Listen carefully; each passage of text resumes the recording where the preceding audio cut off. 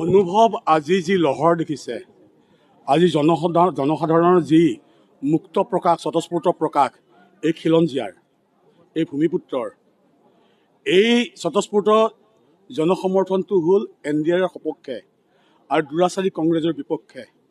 আৰু এই যিটো আজি উন্নয়নৰ যিটো আজি স্বতঃস্ফূৰ্ত প্ৰকাশ, আজি সমষ্টিবাসী ৰাইজৰ মুখেৰে ওলাইছে, তেওঁলোকক উন্নয়ন লাগে, খিলঞ্জীয়াৰ দাবী সাব্যস্ত হ'ব লাগে আৰু আমাক সম্পূৰ্ণভাৱে দুৰাচাৰী কংগ্ৰেছক পৰা মুক্ত কৰিব লাগে।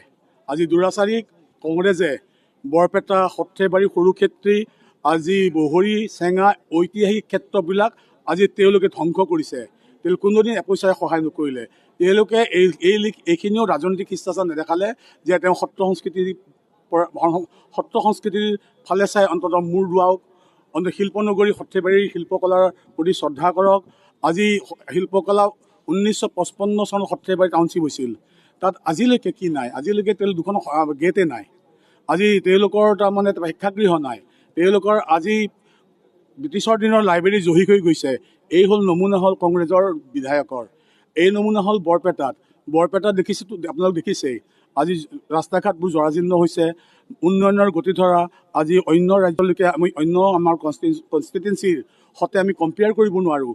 আজি তথাপি হিমন্ত বিশ্ব শৰ্মাই নিজে বৰপেটা সমষ্টিৰ এক ডিম সমষ্টি কৰি লৈছে আৰু ইয়াত খিলঞ্জীয়া চাৰিওফালে ইতিহাস লৈ, ঐতিহ্যক লৈ, শিল্পকলাক লৈ এই সমষ্টি বনাইছে।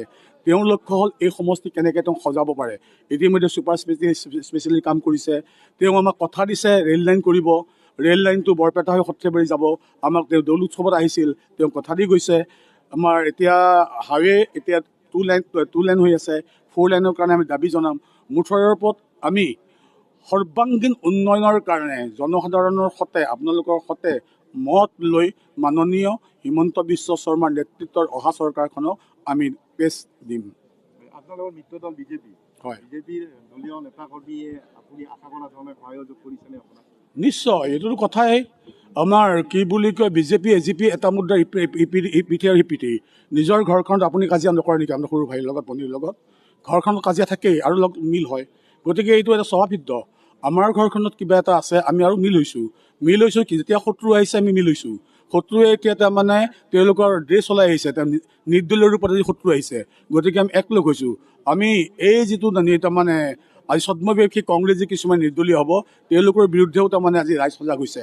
আমাৰ মূলতে হ'ল আমি এতিয়া NDA AGP BJP নাই, আমি NDA AGP BJP BPF, এইটোৱে আমাৰ কথা।